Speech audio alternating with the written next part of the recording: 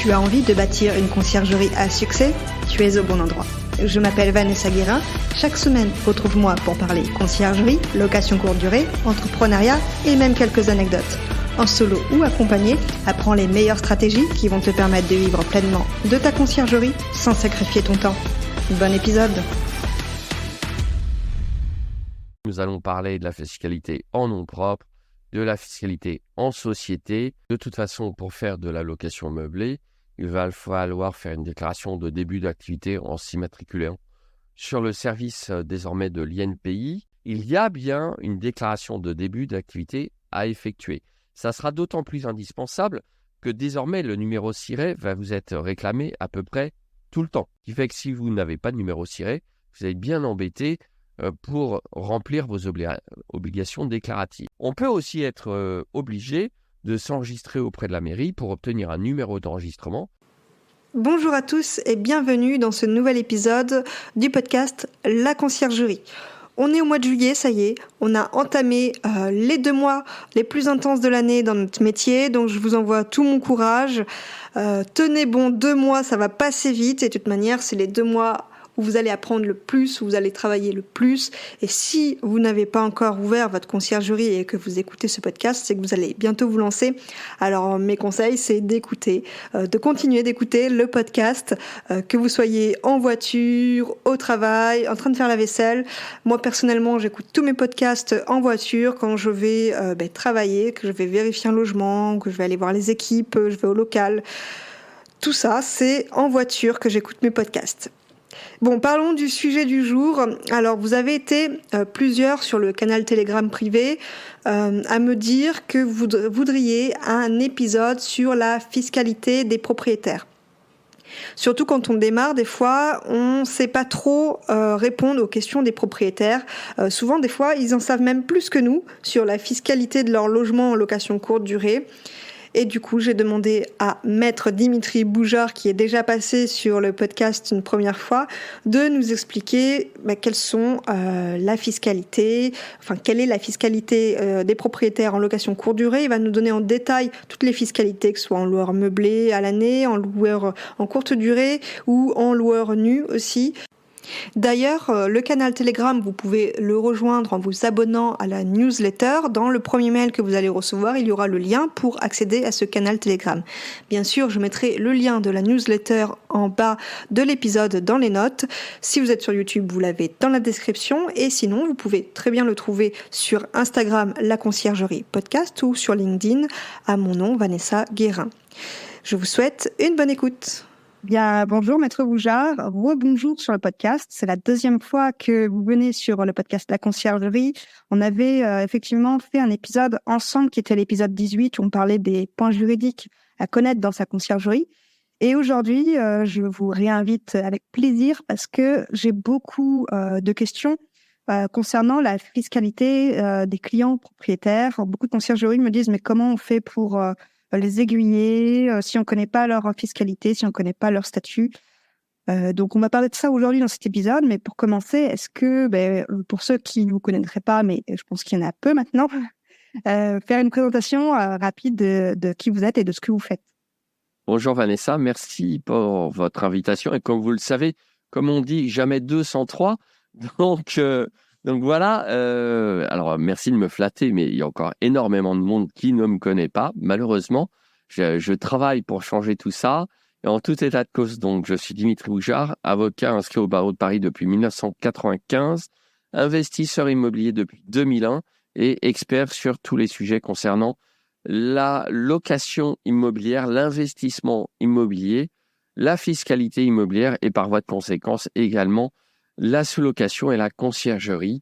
Donc, c'est avec plaisir que je reviens vers vous à votre invitation pour parler cette fois-ci de fiscalité plus particulièrement, puisque évidemment, les conciergeries de façon générale, après avoir surmonté leurs propres éventuelles difficultés juridiques, se retrouvent souvent avec des questions de leurs propres clients sur la fiscalité de la location meublée, et singulièrement de la location meublée en courte durée.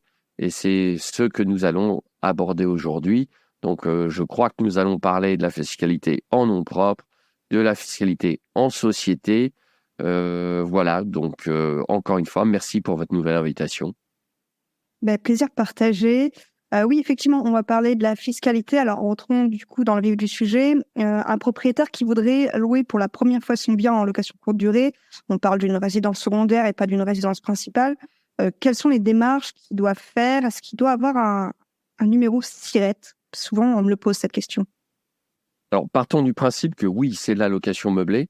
Donc, de toute façon, pour faire de la location meublée, il va falloir faire une déclaration de début d'activité en s'immatriculant sur le service désormais de l'INPI, Institut national de la propriété intellectuelle, qui remplace pour ce type de formalité Infogreffe, même si ensuite, en fait, on s'aperçoit que c'est une couche supplémentaire et que l'INPI va retransmettre à l'INSEE puis à Infogreffe les informations concernant l'immatriculation.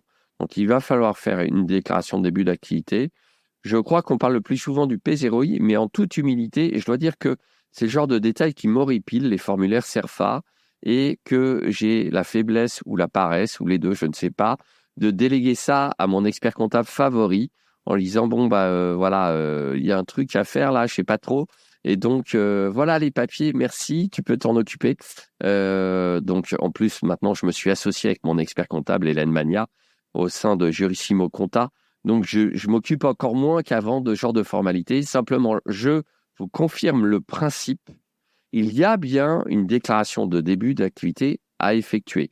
Ça sera d'autant plus indispensable que désormais, le numéro SIRET va vous être réclamé à peu près tout le temps, puisque les plateformes vont transmettre aux impôts le montant encaissé par le propriétaire et que pour faire la déclaration d'impôt, il va falloir normalement enregistrer le numéro SIRET et qu'avec les nouvelles obligations déclaratives qu'ont les propriétaires de biens immobiliers, ils devront également à cette occasion déclarer comment sont occupés leurs biens et donc vraisemblablement, là encore, indiquer le numéro SIRET. Donc il y aura de plus en plus d'obligations diverses et variées administratives et fiscales qui vont nécessiter d'indiquer le numéro SIRET. Ce qui fait que si vous n'avez pas de numéro SIRET, vous êtes bien embêté pour remplir vos obligations déclaratives. Ça, c'est une première chose. On peut aussi être obligé de s'enregistrer auprès de la mairie pour obtenir un numéro d'enregistrement qui devra figurer sur les annonces de location.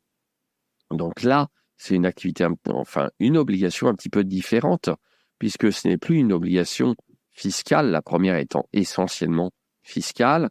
Là, c'est pour pouvoir vraiment passer les annonces et pour être conforme aux demandes des plateformes, tout simplement. Je crois que c'est une obligation qui est désormais généralisée. Elle est particulièrement indispensable dans certaines communes où la location de courte durée est réglementée, où là, il y aura carrément des sanctions ou une impossibilité de publier. Mais en tout état de cause, l'obligation d'obtenir un numéro d'enregistrement va être liée aussi de plus en plus aux formalités relatives à la taxe de séjour, puisque va y avoir des collectes de taxes de séjour. Tout ça est de plus en plus mêlé. Et sur ces points précis, je vous recommande, en tout cas, je recommande aux propriétaires immobiliers, et donc vous, en tant que concierge, vous pouvez attirer leur attention sur ce point, puisque dans le contrat de conciergerie, vraisemblablement, s'il a été bien rédigé, vous aurez une petite clause disant que le propriétaire déclare avoir rempli ses obligations, justement déclaratives et d'enregistrement. Donc, il déclare être conforme aux diverses obligations qui pèsent sur lui, tant fiscales que réglementaires.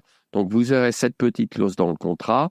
Et si le propriétaire, dit, mais moi, je ne sais pas comment on fait, là, éventuellement, vous pouvez l'aiguiller pour lui dire, oui, mais attendez, allez tout simplement vous renseigner auprès du service de la commune ou allez sur le site internet de la commune ou alors même vous-même en tant que concierge, vous faites la démarche et puis vous lui envoyez un petit mail avec la copie de la page ou le lien vers la page de la commune, ce qui va l'aider. Je reviens sur ce que vous avez dit au départ. Vous parliez du formulaire P0I et de l'expert comptable. Ça veut dire qu'il faut un expert comptable quand on fait cette activité? Ah, voilà une bonne question. En fait, je vais vous faire une réponse de Normand parce que j'adore ça. Oui et non. Oui, si vous souhaitez déclarer vos revenus encaissés au régime dit du réel. Mais on va y revenir dans un instant. Non, si vous vous dites, écoutez, c'est de la fiscalité des revenus BIC, donc bénéfices industriels et commerciaux, mais moi, j'encaisse très peu de revenus, je loue une chambre chez moi une fois de temps en temps, mais a priori, la conciergerie, du coup, n'est pas concernée, et je vais être au régime du micro-BIC. Et là, c'est simplissime, puisque le régime du micro-BIC, c'est j'encaisse 10 000 euros de loyer par an, j'ai très peu de choses à déduire, je vais donc prendre le micro-BIC. Il me suffira en conséquence de ne déclarer que 5 000 euros de revenus puisque j'aurai un abattement de 50% sur les revenus micro-BIC et je serai taxé sur les 5 000 euros. Attention, contrepartie pour le propriétaire bailleur, il ne pourra déduire absolument aucune charge réelle et notamment les frais de conciergerie. Donc, quelle est l'autre possibilité? Eh bien voilà, si c'est un régime au réel, on aura besoin d'un expert comptable parce que il va falloir, par exemple, calculer les amortissements. Il va falloir ne pas se tromper entre les charges déductibles et les charges amortissables. Il va falloir établir véritablement une liasse fiscale. Donc, vous voyez, il y a beaucoup plus d'obligations.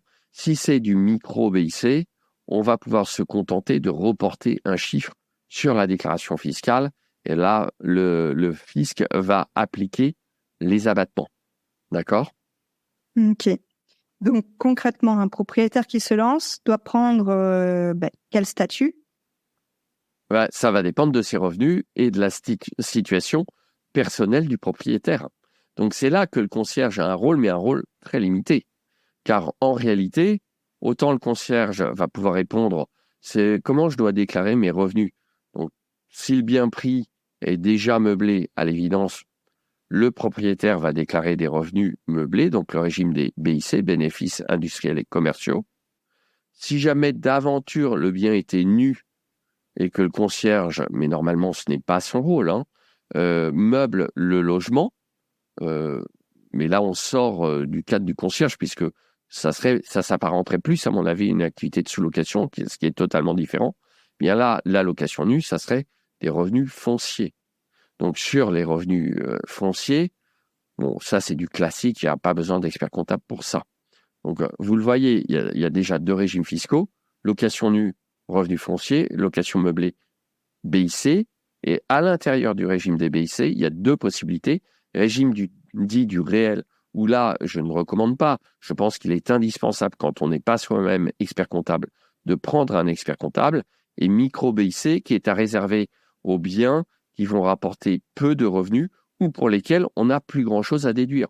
On pourrait imaginer l'exemple d'un bien dont on hérite, donc on n'a pas de frais de notaire, il est déjà meublé, et en plus, on n'a pas d'intérêt d'emprunt. Donc, si ça se trouve, s'il est d'une valeur assez faible, il sera plus intéressant d'être en micro-BIC qu'au régime du réel. Parce que si les charges ne dépassent pas 50% du montant des loyers, on va être perdant. C'est le fameux LMNP, loueur meublé non professionnel, c'est ça? Eh bien non. Non. Ça le LMNP, c'est encore une autre histoire, parce que là, je vous parle des 2 régimes fiscaux, tandis que le LMNP et le LMP sont des statuts de loueur meublé. Et on les confond allègrement, ce qui est bien logique, parce que c'est quand même pas très simple, il faut le dire. On les confond allègrement avec le régime fiscal. Ça, c'est le statut du loueur. Alors, pour répondre plus précisément à votre question, qu'est-ce que ces termes barbares recouvrent? LMNP, LMP, je vous ai déjà parlé de BIC, donc on aime bien les acronymes dans le droit et la fiscalité. LMNP, loueur meublé non professionnel. Disons que le propriétaire bailleur, qui va s'adjoindre les services de la conciergerie pour s'occuper des appartements dont il n'a pas le temps ou l'envie de s'occuper lui-même, va rester loueur meublé non professionnel par défaut tant qu'il ne va pas remplir 2 conditions. Si ses revenus annuels en tant que loueur meublé sont inférieurs à 23 000 euros par an, il est par défaut loueur meublé non professionnel. Si ses revenus de loueur meublé sont supérieurs à 23 000 euros par an, il reste loueur meublé non professionnel tant que le montant total de ses revenus locatifs, donc de ses loyers, ne dépasse pas le montant des revenus d'activité professionnelle du foyer fiscal.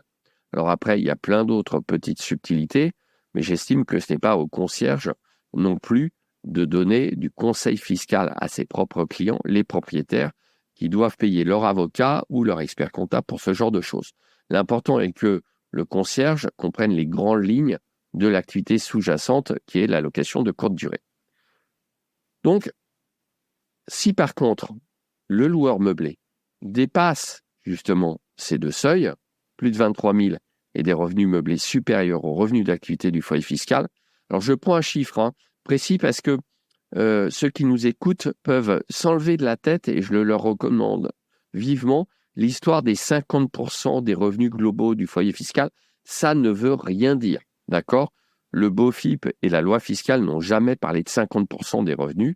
Donc le principe est simple, vous encaissez 35 000 euros de revenus locatifs meublés par an. Vos salaires, vous seul, si vous êtes seul, ceux de votre conjointe si vous êtes pacsé ou marié, s'élèvent à 50 000 euros. Vous êtes donc loueur meublé non professionnel, puisque le montant de vos revenus locatifs meublés est inférieur aux revenus professionnels du foyer fiscal. Si en revanche, vos revenus sont de 35 000 euros, mais que vous gagnez, parce que vous êtes célibataire, 27 000 euros par an, vous êtes loueur meublé professionnel.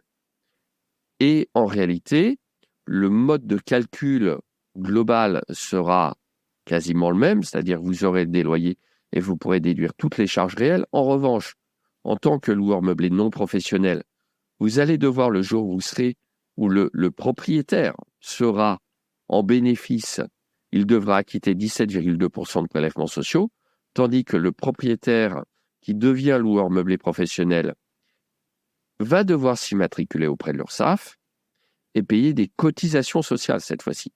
Et le jour où il devient bénéficiaire, il va payer 35 à 40% de cotisations sociales. Donc c'est plus du tout la même chose. Alors évidemment, tout ça n'est déjà pas très simple. Mais malheureusement, il y a une petite subtilité supplémentaire. Puisqu'on peut très bien être globalement loueur meublé non professionnel, mais devoir quand même s'immatriculer auprès de l'URSSAF. Et là, on revient directement à notre sujet, à savoir la location courte durée, qui va être opérée, entre guillemets, sous toutes les réserves qu'on a déjà évoquées ensemble concernant la notion de gestion immobilière, etc. Mais donc, il y a une petite particularité sur la location courte durée. C'est la suivante. Depuis 2017, un loueur en courte durée qui dépasse 23 000 euros de revenus locatifs meublés annuels peut très bien être LMNP, mais quand même devoir s'inscrire à l'URSSAF. Pour une raison simple, c'est que l'article L611-1 du Code de la Sécurité sociale le prévoit expressément. Donc ça ne facilite pas la tâche des loueurs meublés en courte durée, puisqu'ils pourraient se dire, en étant peu informés du sujet, écoutez, moi tout va bien, je fais 30 000 par an, mais je gagne 60 000 par an, donc mon expert comptable m'a dit que je n'avais pas besoin de m'immatriculer, et en réalité, peut-être que l'expert comptable en question est très bon sur la fiscalité du droit des affaires du client, parce que par ailleurs c'est un chef d'entreprise, mais qu'il ignore cette disposition du Code de la Sécurité sociale. D'accord ? Et là, typiquement, ça va générer des problèmes. Donc vous le voyez, il y a plein de petites subtilités qui se cachent dans les recoins. Donc le meilleur conseil, ce serait de dire à son client propriétaire d'aller voir son expert comptable. Son expert comptable, à condition qu'il soit spécialisé en immobilier, ou alors son avocat, à condition également qu'il soit plutôt expert en immobilier. D'accord, ok. Et il y a aussi une autre subtilité, parce que j'ai entendu dire qu'en SCI, on ne pouvait pas faire de location courte durée. Moi, je connais la réponse, mais je sais qu'il y a des subtilités. Est-ce que vous pouvez nous en parler ? Eh bien, si j'osais, je ferais bis repetita, puisque la réponse est oui et non, encore une fois. Le principe est que si, bien sûr, on peut faire de la location courte durée en société civile immobilière, non, on ne peut pas le faire si elle est à l'impôt sur le revenu. Et en réalité, faire de la location courte durée via une société civile immobilière va contraindre la société civile immobilière à basculer à l'impôt sur les sociétés. Pourquoi ? Parce que, ainsi que je vous l'expliquais il y a un instant, en nom propre, la fiscalité du meublé et de la location courte durée est une fiscalité des BIC. Ça veut dire quoi, BIC ? Bénéfices industriels et commerciaux. Donc, l'activité de location courte durée, je le maintiens à ce jour, est pour moi une activité civile, mais sa fiscalité est une fiscalité commerciale. Là, je n'invente rien. BIC, bénéfices industriels et commerciaux. Conséquence, lorsqu'on veut louer en location de courte durée des biens détenus par une SCI, il faut ou cela va entraîner le passage à l'impôt sur les sociétés. Évidemment, si on n'avait pas prévu ça au départ, ça peut avoir des conséquences potentiellement désastreuses en sortie. Exemple, je détiens une maison de campagne qui est la propriété familiale. Et puis tout à coup, je me dis, elle est en SCI parce que mes parents, mes grands-parents bien avisés avaient fait ça en SCI de façon à pouvoir faciliter la transmission à la famille qui s'élargissait au fil des générations. Et puis tout le monde se met d'accord, ça coûte beaucoup trop cher l'entretien, on va la louer pendant qu'on n'y est pas, etc. Et comment on va la louer? On va la louer pour la location typiquement saisonnière cette fois-ci. Donc de la location en réalité de courte durée pendant les vacances d'été par exemple. Et par conséquent, on met tout ça en place sans forcément réfléchir qu'on va passer à l'impôt sur les sociétés, ce qui va entraîner l'obligation d'amortir la valeur fiscale du bien immobilier, ce qui va entraîner aussi des conséquences fiscales à long terme, parce qu'en cas de revente 10, 20, 30 ans après, la fiscalité applicable à la revente par la SCI de l'actif immobilier ne sera plus la fiscalité des particuliers avec un abattement potentiel pour durée de détention, mais la fiscalité du plus-value des SCI à l'IS avec une réintégration des amortissements et de l'IS, plus la nécessité de payer de l'imposition sur les dividendes ou ce qu'on appelle également le boni de liquidation lorsqu'on liquide la société après la revente du bien. Donc on va passer d'une fiscalité pour être extrême à 0 au bout de 30 ans de détention du bien dans une SCI à l'IR. Alors attention, à fiscalité constante. Je ne peux pas évidemment garantir à qui que ce soit que dans 30 ans, on sera toujours exonéré d'impôt sur la plus-value après 30 ans. D'accord? La fiscalité des particuliers est très changeante. Mais on passera potentiellement d'une exonération totale, à l'heure où je vous parle, à une fiscalité très importante qui vous conduira peut-être à laisser à l'État la moitié du prix de vente, grosso modo, au bout de 30 ans, en SCI à l'IS si on veut récupérer l'argent. Donc on le voit, il faut prendre beaucoup de précautions et informer les propriétaires bailleurs lorsqu'ils sont en SCI. Moi, je prendrais la précaution de leur dire attention, donc ce bien, moi, je veux bien l'opérer, je veux bien m'en occuper, vous me le confiez très bien, vous me dites que vous me demandez quelle va être votre fiscalité. Alors déjà, première chose, allez voir votre expert comptable ou votre avocat, mais en tout état de cause, je connais quand même évidemment les bases, puisque c'est de la location courte durée. Il y a beaucoup de concierges qui sont eux-mêmes loueurs en courte durée. Donc, attention, j'attire votre attention sur le fait que si vous êtes en SCI, il va falloir vérifier avec votre expert comptable ou votre avocat les conséquences de la location courte durée. On pourrait le faire 2 ou 3 ans. Si la SCI est récente, depuis quelques années, on a une sorte de possibilité de revenir en arrière, à savoir que pendant 5 ans après la constitution de la SCI, pour faire très simple, il y a des petites subtilités supplémentaires, mais là n'est pas le sujet principal aujourd'hui de notre entretien, mais pendant 5 ans, on pourrait revenir à l'IR. Il y aurait des conséquences fiscales, mais quand même moindres que si on est irrévocablement passé à l'IS. Ok. Je vais récapituler depuis le départ avant de passer à la question suivante. Donc, si je comprends bien, un propriétaire qui voudrait démarrer la location courte durée sur une résidence secondaire devra faire appel à son expert comptable ou à son avocat pour créer un statut fiscal de meublé, s'il veut en nom propre. Et si c'est un bien familial qui est déjà en SCI, il faudra qu'il se renseigne si il veut passer de la SCI à l'IR à l'IS et voir les conséquences que ça aura s'il veut revendre son bien dans les prochaines années. Exactement, c'est ça. Et par conséquent, si le bien est détenu par une SCI à l'IR et qu'il ne veut pas passer à l'IS, il pourra tout simplement pas le louer en location courte durée. Mais en meublé, il pourra?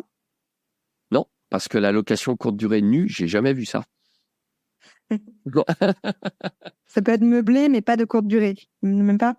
Ah Non, c'est location nue. Ah non. Ce qui entraîne le passage à l'IS, c'est la location meublée, puisque les BIC sont applicables à tous les types de location meublée. Qu'on fasse de la colocation, de la location d'une studette meublée ou de la location courte durée, c'est toujours le régime fiscal des BIC qui s'applique. Et donc, quel que soit le type de location meublée en SCI à l'IR, ça entraînera le passage à l'IS. Ok. C'est plutôt clair. Je pense que là, les conciergeries sauront maintenant comment conseiller leurs propriétaires. Bien sûr, comme vous avez dit, ils ne sont pas conseillers fiscaux. Je ne sais pas si on dit comme ça, mais en tout cas, voilà, il faudra il faudra que les propriétaires aillent voir plutôt donc leur avocat ou leur expert comptable. Par contre, concernant la conciergerie, est-ce que il y a des choses à prendre en compte, peut-être des documents à demander pour être bien sûr qu'il y ait un enregistrement de fait par le propriétaire?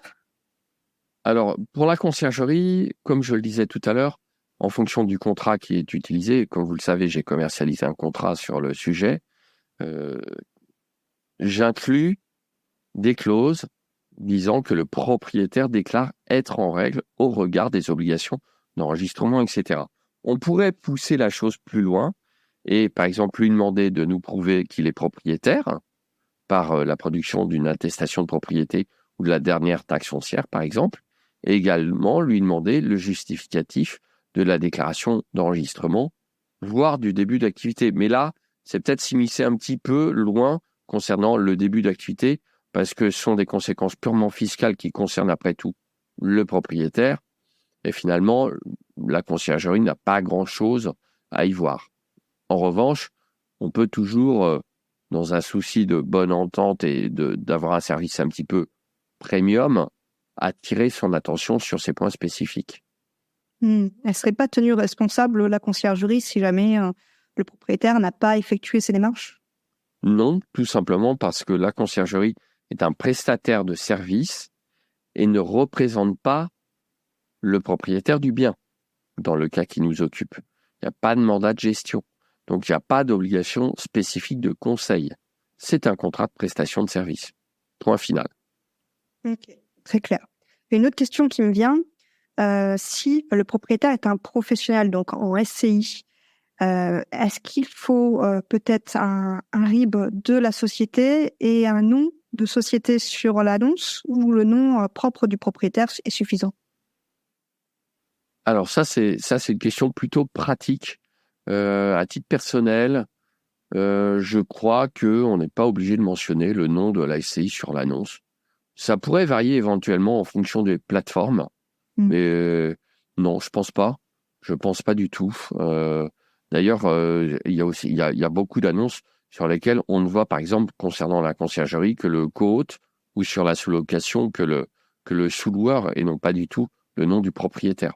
Donc, je vois pas pourquoi il en est autrement en SCI. Effectivement. Bon, moi, je sais qu'en SCI, je mets le nom du gérant, c'est tout. Voilà, par exemple. Mais le RIB de la société, du coup.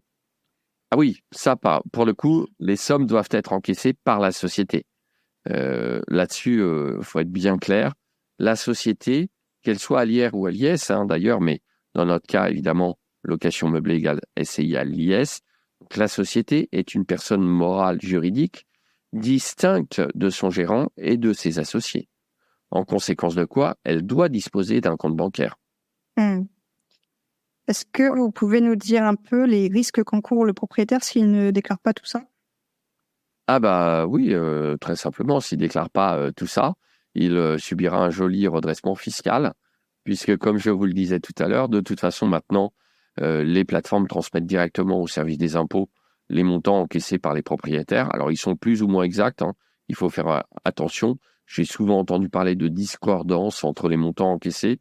C'est pas non plus toujours facile de savoir ce qu'incluent les chiffres transmis par les plateformes, notamment par exemple parce que Airbnb peut verser directement aux conciergeries les sommes qui reviennent aux conciergeries. Donc, il faut faire attention à tout ça. Mais clairement, les risques sont ceux d'un redressement fiscal avec des amendes et des pénalités à la clé. Donc, de toute façon, déjà, je vais dire frauder, c'est mal. Pour reprendre une autre expression, la drogue, c'est mal. C'est pareil, frauder, c'est mal. Et au-delà de ça, pour être plus sérieux, c'est stupide parce que de toute façon, le fisc dispose d'absolument tout à l'heure actuelle. Avec en plus la nouvelle obligation déclarative sur les biens concernant donc la propriété des biens et les locataires qui les occupent, avec la possibilité pour le fisc d'aller interroger les banques pour obtenir vos relevés de compte bancaires, avec la possibilité d'interroger l'URSSAF, en fait, tous les organismes possibles et imaginables. La mise en place, jusque ces dernières années, de ce qu'on appelait le big data et le data mining, donc de l'utilisation de logiciels tout simplement spécialisés pour aller comparer les données dont dispose et agréger les données. Et en plus maintenant, c'est la sophistication ultime, l'arrivée de l'intelligence artificielle qui va permettre de recouper tout ça. Et vous avez au service des impôts, il y a eu un petit reportage récemment là-dessus, des gens qui sont pas du tout, qui n'y connaissent rien en fiscalité, par contre qui sont des pros de l'informatique et qui font des jolis nuages de points rouges. Et quand vous avez 3-4 points qui se détachent du nuage, c'est ceux-là qu'on va aller contrôler. Et ça, c'est l'informatique qui va déterminer pourquoi il s'éloigne du nuage, donc de la moyenne. Donc avec l'arrivée de tout ça, vouloir ne pas déclarer ses revenus, c'est carrément stupide et dangereux. Je vois. Bah écoutez, je pense que on pourra plus dire qu'on n'était pas informé de tout ça. Là, maintenant, Là, clairement, ça serait de la mauvaise foi. Ou alors, vous avez dormi pendant l'épisode, je ne sais pas. Mais effectivement, là, on a vraiment toutes les infos pour les conciergeries qui voudraient conseiller, entre guillemets, leurs propriétaires. ou éclairé, je dirais plutôt éclairé. Voilà, c'est pas un conseil, tout à fait. Vous avez également un podcast, est-ce que vous pouvez nous en parler? Alors, juste avant ça, je voudrais revenir sur une petite chose, puisque à l'occasion du salon de la location courte durée à Paris, j'ai eu l'occasion de discuter avec quelqu'un qui représente les agents immobiliers et qui semblait dire que les conciergeries exerçaient une profession d'agent immobilier, etc., que la jurisprudence disait que... Hein. Alors moi, je vous le dis, à l'heure où je vous parle, je n'ai pas d'exemple, en tout cas, j'ai fait faire des recherches, je n'ai pas trouvé d'exemple de requalification de conciergerie en agent immobilier. Voilà. Donc ça, c'est un élément plutôt rassurant. Ça ne veut pas dire que vous devez faire n'importe quoi, je répète un petit peu, mais il faut que ça rentre, que vous ne devez pas encaisser les fonds pour les comptes de vos clients, ni les représenter, ni signer des contrats ou des documents à leur place. Vous n'avez pas de mandat de gestion. Mais ça veut dire aussi qu'en fait, le risque, si vous êtes un minimum sérieux dans l'activité de conciergerie, est extrêmement faible, puisque à l'heure actuelle, je n'ai pas de décision de jurisprudence qui a requalifié une conciergerie en un exercice illégal de la profession d'agent immobilier. Ça, c'est le premier point. Deuxième point, je me suis aperçu un peu par hasard que les gens qui créent des conciergeries ne savent pas toujours forcément qu'ils pourraient peut-être obtenir la carte G. D'accord ? Ah oui, Donc souvent, oui. Bonne réflexion, oui. Oui, ben oui, et c'est pas si compliqué que ça, parce que contrairement à ce qui est parfois une croyance, simplement, il n'est pas nécessaire de disposer à la fois d'un diplôme Bac+3 dans les domaines économiques, juridiques ou commerciaux et d'expérience professionnelle. Ce sont des conditions alternatives. Donc, s'il s'avère que vous avez un Bac+3 parce que vous avez fait une école de commerce ou que vous avez une licence en droit, vous pouvez tout simplement obtenir la carte de gestion locative. De la même façon, si ça fait 10 ans que vous êtes agent immobilier et que agent immobilier, que vous travaillez dans une agence immobilière en tant que salarié, vous pouvez peut-être bénéficier d'une équivalence qui vous permettra d'obtenir la carte G et donc d'avoir une conciergerie un peu plus, si j'ose dire. Après, ce n'est pas le choix de tout le monde parce qu'il y a des contraintes supplémentaires quand on dispose de la carte G. Donc voilà, faites bien attention à ça. Et si ça se trouve, vérifiez, parce que vous êtes peut-être un peu gêné aux entournures, peut-être que vous avez des craintes, alors que vous pourriez obtenir la carte G plus facilement que ce que vous ne pensiez. Ce qui m'amène au dernier point, avant de répondre à votre question sur mon propre podcast, mais comme vous le savez, je suis extrêmement bavard. Ce qui m'amène au dernier point, je travaille actuellement sur un contrat spécial, conciergerie, mais pour les concierges qui disposent de la carte G, puisqu'on va devoir mixer en réalité un mandat de gestion locative avec des services de prestation de conciergerie. Et je me suis aperçu que j'avais de plus en plus de demandes parce que les conciergeries montent en gamme, hein, c'est comme dans toute activité. Elles veulent avoir plus de latitude, elles veulent parfois pouvoir manier les fonds des clients pour éviter de subir des retards de paiement ou ce genre de choses, et donc avoir un fonctionnement qui s'apparente plus à une agence immobilière qu'à une activité pure de conciergerie. Voilà, donc pour information, je travaille également sur ce contrat. Ok, intéressant. Le petit point d'actualité au fameux salon de la location saisonnière à Paris, auquel vous étiez, je crois d'ailleurs. Non, je n'étais pas présente à ce salon. Non, vous n'étiez pas présent. Le prochain, alors, il faut. Oui, le prochain, avec plaisir. Voilà. Et je salue Élise Ripoche de J'affiche complet au passage. Voilà. Alors, c'est quoi votre question? Vous avez un podcast aussi pour conseiller les investisseurs, il me semble. Oui, le droit d'investir, qui est un peu mon bébé, mon chouchou, peu importe. Mais c'est un podcast, effectivement, pour investisseurs immobiliers, un podcast hebdomadaire, avec un focus pour investisseurs chaque semaine. Donc, un fichier audio d'une vingtaine de minutes, 15, 20, 25 minutes. Le focus pour investisseurs, les 2-3 points d'actualité de la semaine, le coup de gueule de la semaine, parce que je suis un petit peu râleur sur les changements incessants dans l'immobilier et la fiscalité immobilière. Et l'actualité me donne malheureusement raison quasiment en permanence. Et c'est couplé à une plateforme de contenu additionnel sur laquelle vous allez retrouver des vidéos, des modèles de documents, comme par exemple mon contrat de location en courte durée, qui est disponible sur la plateforme pour mes abonnés. Vous allez retrouver également les archives des anciens épisodes, l'accès à un groupe Facebook réservé aux abonnés, dans lequel je suis présent et qui permet des échanges entre personnes motivées vraiment dans l'immobilier. Enfin, divers services, dont 2 heures également de coaching commun mensuel en Zoom, en live avec moi, pour répondre aux questions de tous mes abonnés. Et on a élargi très souvent le débat sur des considérations connexes à l'immobilier, comme les retraites, pourquoi on fait de l'immobilier, par exemple, ou alors l'impact de l'IA sur l'immobilier. Donc, on ne s'arrête pas uniquement à comment je dois déclarer mes revenus, ou quel est le régime fiscal de la SCI, ou encore comment dois-je apporter de l'argent en compte courant ou en capital. Donc, tout ça, c'est regroupé dans le droit d'investir. Vous retrouverez le lien sous l'épisode. Et ça coûte le 47 € TTC par mois. Et si vous êtes une conciergerie, vous retrouverez évidemment du contenu pour les conciergeries, puisque j'aborde souvent tout ce qui concerne la location courte durée et que je creuse, par exemple, les sujets comme est-ce que je risque de me faire requalifier en agent immobilier ou ce genre de choses. Évidemment, c'est en perpétuelle évolution, mais pas que. Il y a les sujets juridiques, toujours sur la location courte durée, changement d'usage, changement de destination, obligation de compensation, règlement de copropriété. Et ça, les conciergeries peuvent être confrontées à ce type de problématique. Mon propriétaire fait de la location, mais là, il vient de recevoir une lettre dérangeante du syndic qui lui dit qu'il n'a pas le droit de faire la location courte durée. Et moi, je suis son concierge. Que fais-je? Donc voilà, tous ces sujets et bien d'autres encore sont abordés dans le droit d'investir. Et voilà, ça sera déductible des charges de votre société. Donc j'ai envie de dire, foncez.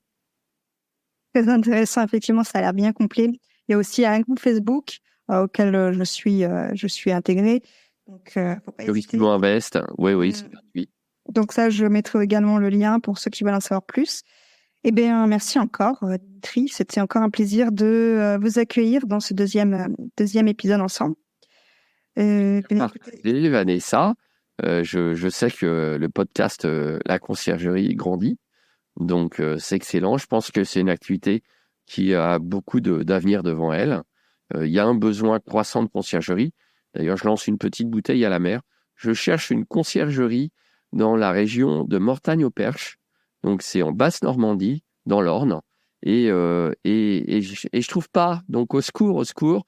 Voilà, si mon appel est entendu, si quelqu'un veut faire une conciergerie dans ce secteur, n'hésitez pas à me contacter par l'intermédiaire de Vanessa ou par Messenger, pourquoi pas.